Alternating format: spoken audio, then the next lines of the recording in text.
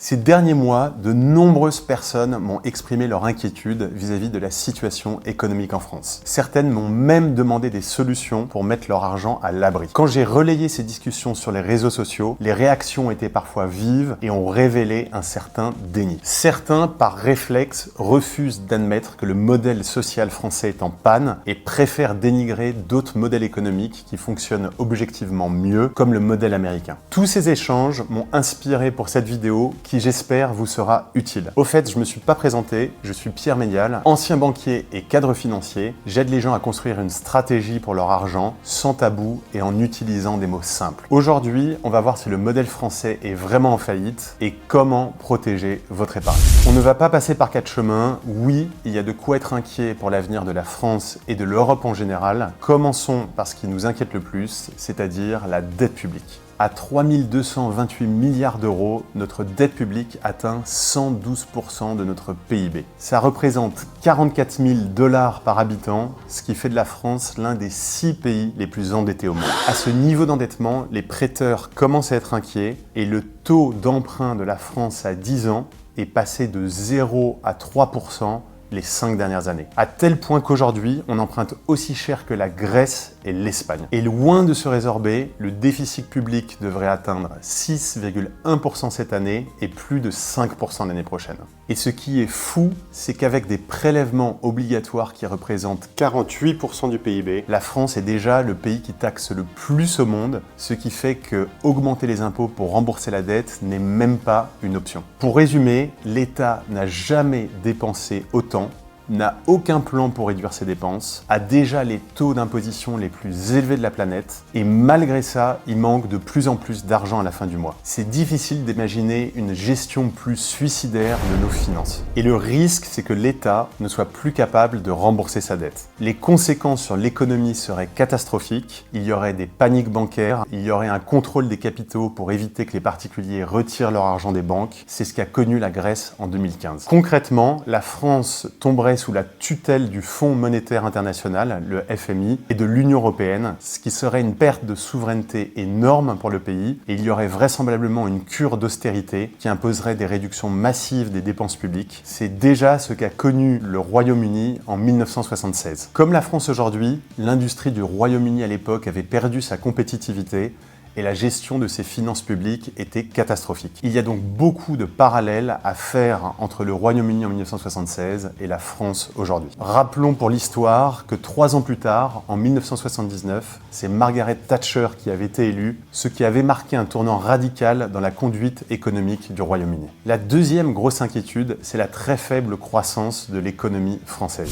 Les 4 dernières décennies, la France a complètement décroché par rapport aux États-Unis. Quand on compare la France aux États-Unis, on s'aperçoit que les États-Unis avaient un PIB nominal par habitant qui était 6% supérieur à la France en 1990. Aujourd'hui, cet écart est de 80%. La France a un PIB par habitant de 48 000 $ contre 86 600 $ aux États-Unis. Ce qui est spectaculaire, c'est que cet écart de richesse entre les deux pays est aussi élevé que l'écart de richesse entre la France et la Slovaquie. Et c'est le FMI qui le dit, ce n'est pas moi. Quand j'ai partagé ces statistiques sur LinkedIn, les défenseurs du modèle français ont été très vexés et m'ont dit que d'autres indicateurs étaient à privilégier, comme le PIB ajusté en parité de pouvoir d'achat par exemple. C'est-à-dire qu'on retraite le PIB du coût de la vie.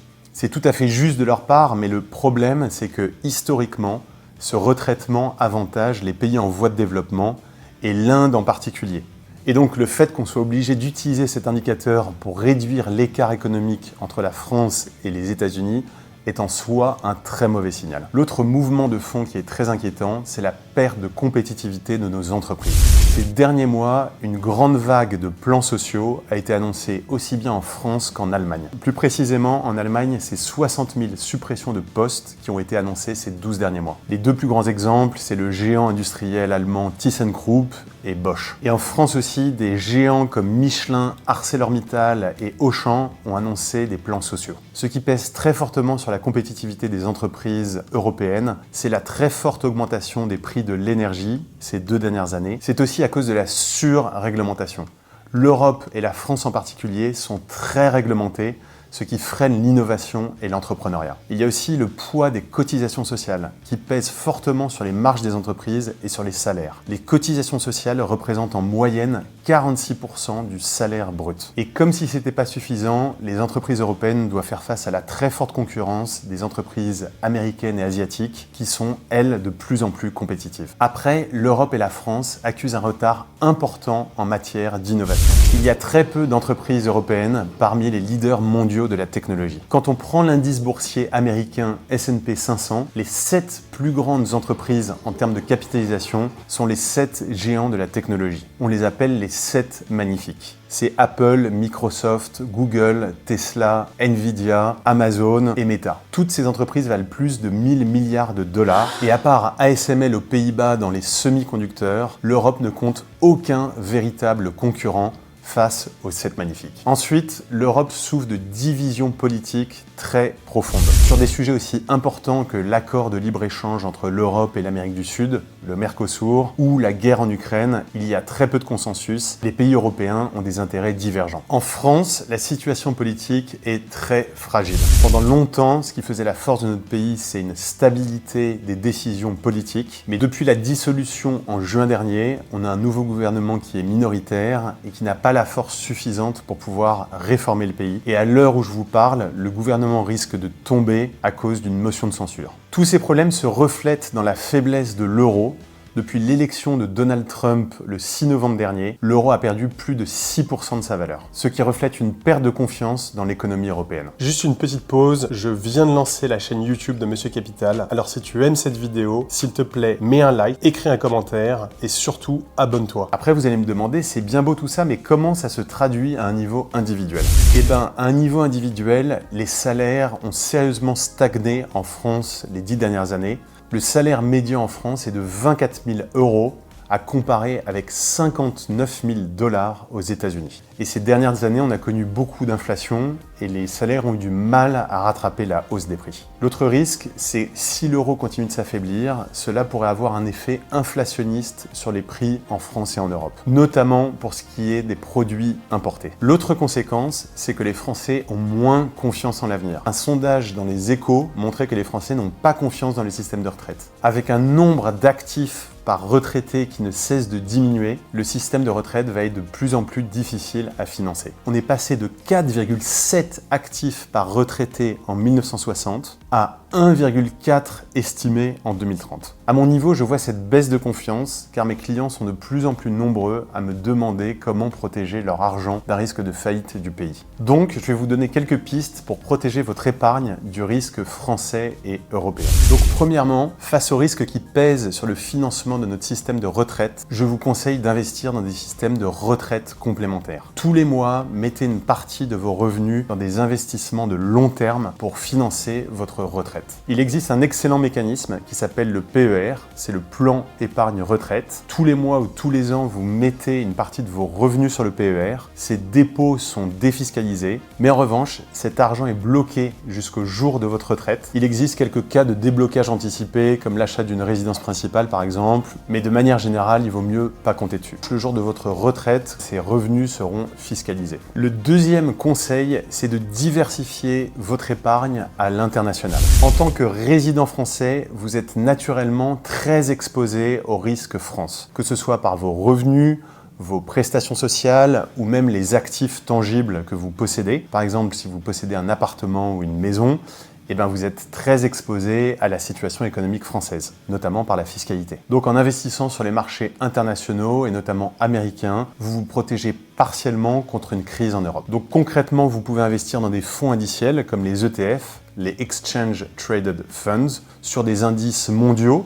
comme le MSCI Monde qui représente 1400 entreprises dans 23 pays développés, ou investir directement dans des indices boursiers américains comme le S&P 500 qui représente les 500 plus grandes entreprises américaines, ou le Russell 2000 qui représente des entreprises américaines de plus petite taille. Donc pour vous donner une idée, dans le MSCI Monde, l'Europe représente entre 15 et 20% de l'indice et les États-Unis représentent plus de 60% de l'indice. Donc en investissant dans le MSCI Monde, on est déjà bien exposé aux États-Unis. Donc après, la troisième piste, c'est le choix des devises. Et là, il y a plusieurs écoles.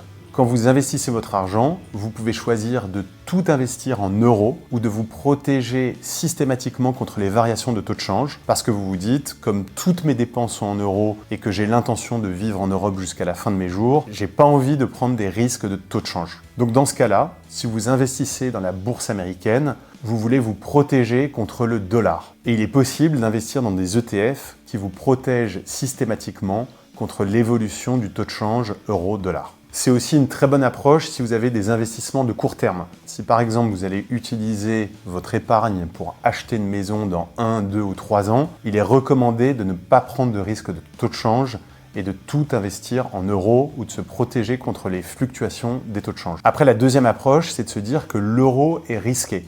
On peut rentrer dans une phase de turbulence, l'euro peut s'affaiblir, et il peut y avoir une inflation forte, notamment sur tous les produits qu'on va importer. Et donc si vous n'avez pas besoin de votre épargne à court terme, ou même dans les 5-6 prochaines années, vous pouvez décider de vous exposer à d'autres devises. Et donc quand vous investissez dans des ETF mondiaux ou américains en dollars, vous pouvez refuser de vous protéger par rapport à l'euro. Et donc si le dollar continue de s'apprécier, les actions que vous avez en dollars vaudront plus cher en euros. Donc dans cette approche, c'est absolument pas un problème si une partie de votre portefeuille, entre 20 et 30%, ou même un peu plus, est exposée en dollars. Donc maintenant, on va voir une quatrième piste qui concerne les patrimoines importants, c'est-à-dire au-dessus de 100 000 euros, c'est l'assurance vie luxembourgeoise.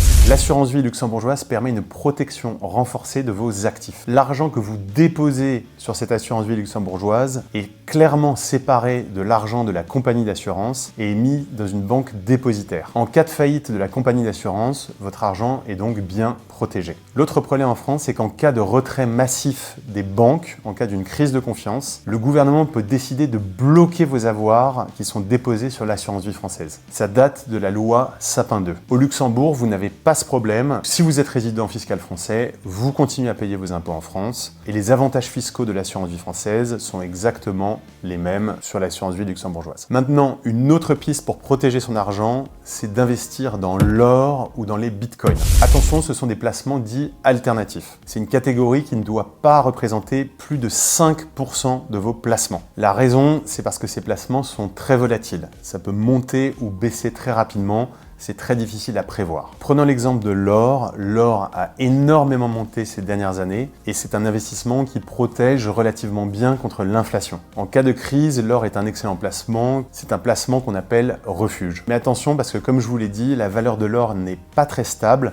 Et donc ça peut monter ou baisser fortement à cause de plein de facteurs économiques. L'autre inconvénient de l'or, c'est que ça ne produit rien. Contrairement aux actions qui versent des dividendes, ou l'immobilier qui vous donne des loyers, ou des obligations et des livrets d'épargne qui vous donnent des intérêts, l'or ne produit rien. Il peut vous coûter un peu si vous achetez de l'or physique, parce qu'en plus il faut le stocker, par exemple, au coffre-fort d'une banque. Si vous ne le faites pas, il y a un vrai problème de sécurité. L'or est également fortement taxé, car quand vous vendez votre or en France, il y a une taxe sur les métaux précieux de 11,5%, à quoi vient s'ajouter de l'impôt sur les plus-values. Prenons l'exemple du Bitcoin, qui cote aujourd'hui à près de 100 000 $. C'est un actif qui est aussi très volatile. On l'a vu évoluer très fortement ces dernières années entre 50 000 et 100 000 $. Le risque de perte en capital est très élevé. Autre inconvénient du Bitcoin, c'est que c'est un accélérateur de tendance. Et quand la bourse mondiale baisse, le Bitcoin a tendance à baisser encore plus vite. En temps de crise, c'est donc un investissement très risqué. La dernière piste, qui est l'option la plus radicale, c'est l'expatriation. Ça ne convient pas évidemment à tous les profils, parce que c'est plus un projet de vie qu'un choix patrimonial. Mais dans certains cas, si vous avez envie d'acquérir une expérience à l'international, si votre travail vous permet d'être muté à l'étranger, ça peut être une option pertinente. Mais là aussi, il faut bien étudier les conséquences fiscales sur votre patrimoine, notamment les conséquences sur vos revenus en France, si vous avez des biens immobiliers que vous donnez en location par exemple, et renseignez-vous bien avec un fiscaliste sur toutes les conventions d'impôts bilatérales entre votre pays de destination et la France. Assurez-vous aussi de bien comprendre la culture et la réglementation. Partir à l'étranger, c'est vraiment pas une décision à prendre à la légère. Moi-même, j'ai vécu 5 ans au Canada, c'est un choix qui m'a rendu très heureux. Mais c'est pas tous les jours facile. C'est un choix qui nécessite beaucoup d'adaptation. Donc en résumé, protéger votre épargne est non seulement possible, mais c'est aussi nécessaire dans le contexte actuel. Continuez de trouver des solutions qui correspondent à votre situation et restez informé. Et pour ça, suivez Monsieur Capital. Je viens de lancer cette chaîne et je continuerai à vous donner les meilleurs conseils pour votre argent. Et merci d'avoir regardé cette vidéo jusqu'au bout et je vous dis à bientôt.